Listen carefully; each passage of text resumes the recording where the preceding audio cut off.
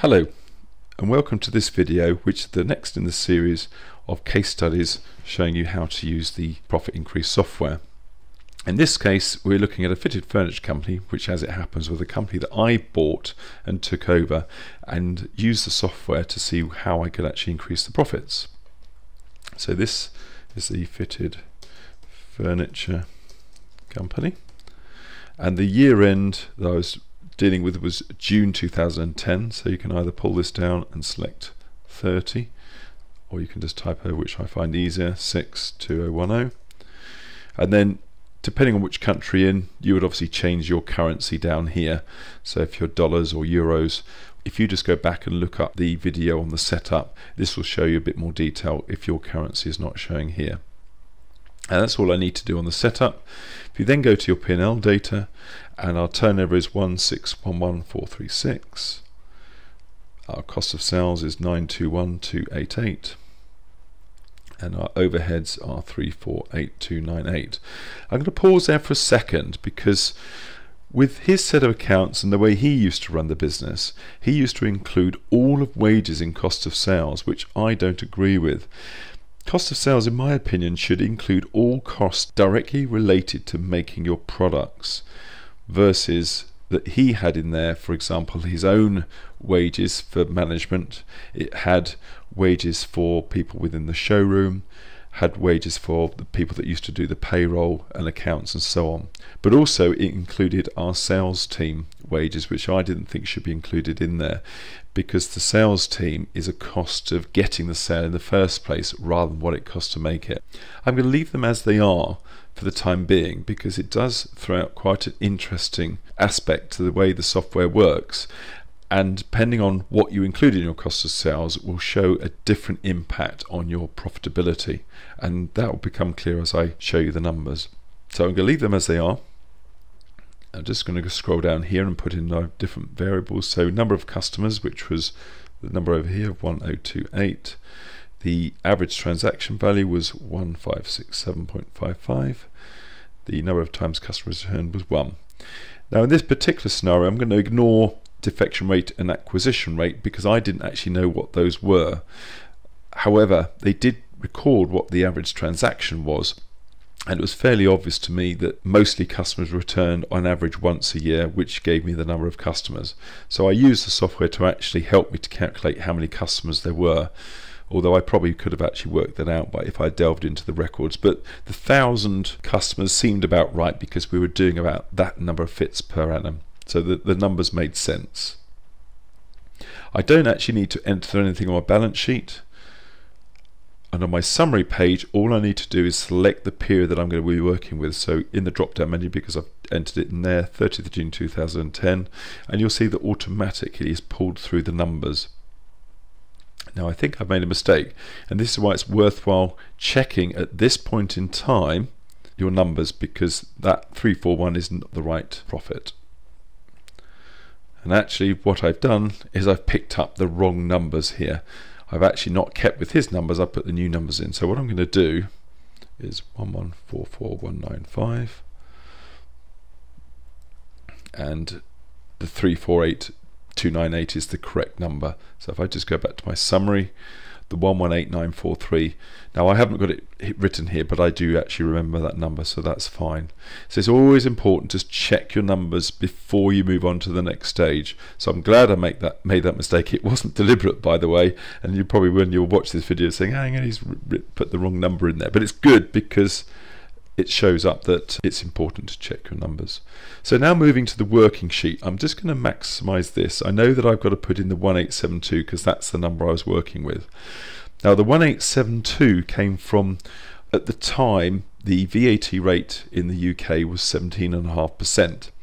And I thought I could target 2,200, because that's what I incorporated within my new targets for my sales team.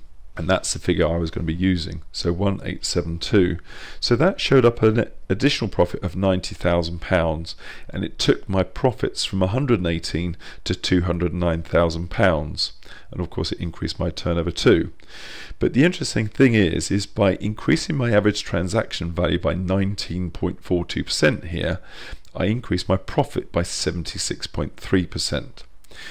And the way I was going to achieve that in my case was actually I was going to do a bit of increase in pricing and a change of the products. Now, the increase in pricing, the business had two essential lines. It had hinged wardrobes and sliding wardrobes.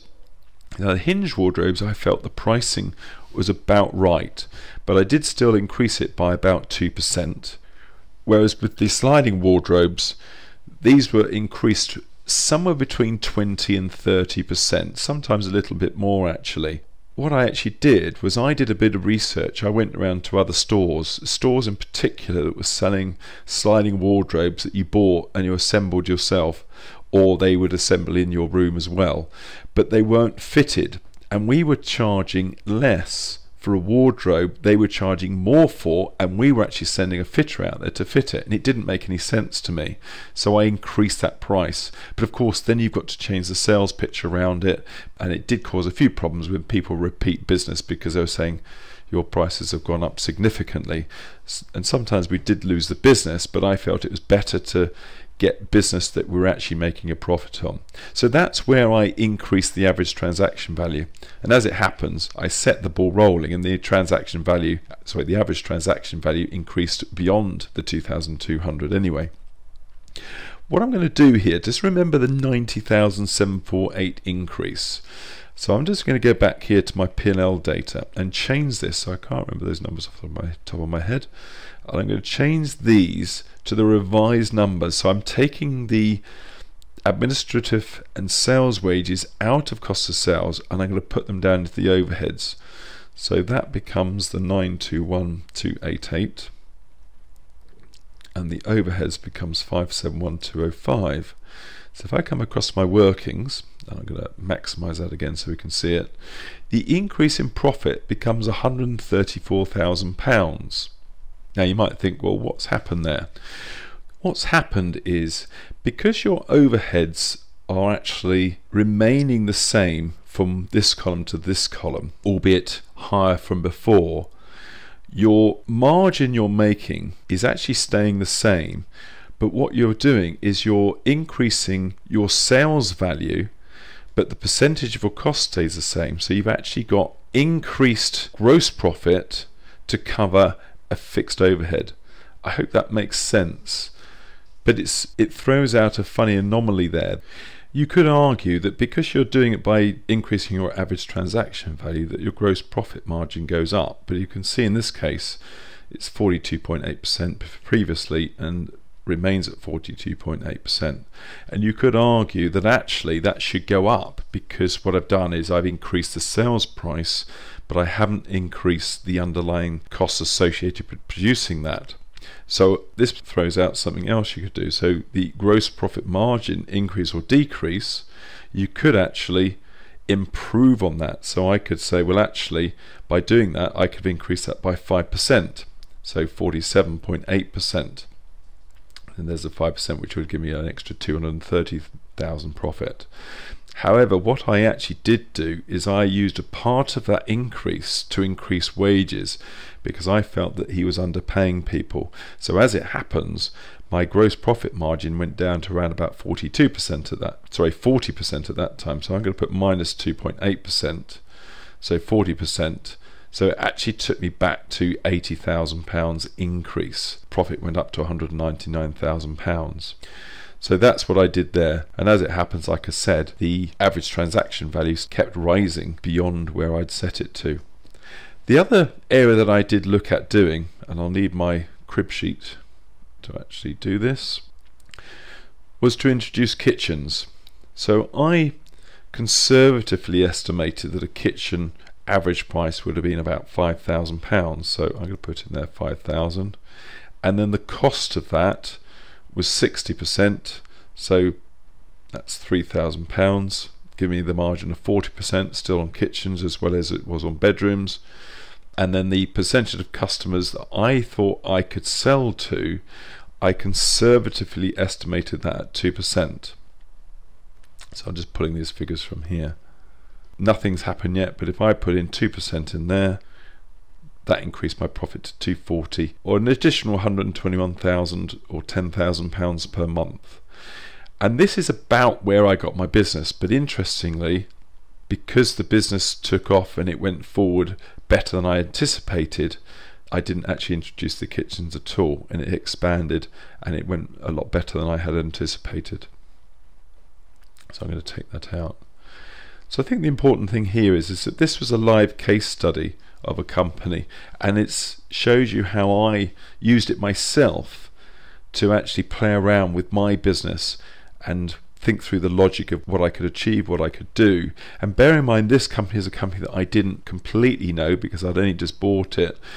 Hopefully with your company, if you've had it for a while or you bought it a while back and you understand all your numbers and what's possible, this process will probably be, well, I will hope that it will be a lot easier for you. But if you are in the same boat as me and you are just about to buy a business, or you've just bought one and you're not sure, just play around with the numbers. And the important thing is the 1872, at that point in time, I didn't know absolutely that was achievable. However, what I did do was I put it in there. I saw what potential increase I could have with my profits, and then I set about actually achieving that. And I think that's the key here. I've set a target, and then I've worked out how I can get to it by asking how questions, what do I need to do in order to achieve that? And like I said before, those questions are very powerful. So that's all I've got today on this company, and I hope you enjoyed that, and thank you for now.